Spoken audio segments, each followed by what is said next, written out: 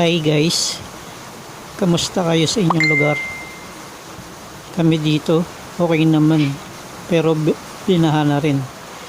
At second floor naman ng aming bahay, yung binaha ang aking mga tiyuhin. At ayan, baha na rin sa aming lugar. At tuloy-tuloy pa rin ang buhos ng ulan. Dito sa Manila, marami namang pumping station, kaya alam kong pag tumila ang ulan ay mawawala rin ang baha.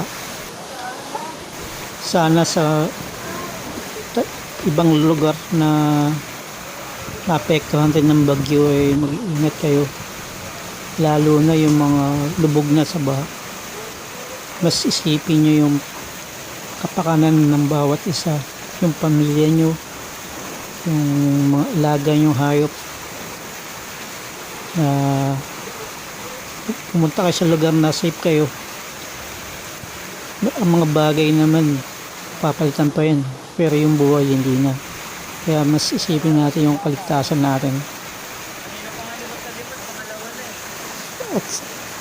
At sana magdasal tayo na huminto na ang ulan, dahil marami nang ang lugar ang lubog at nahihirapan dahil sa ulan na ito na dire-diretso.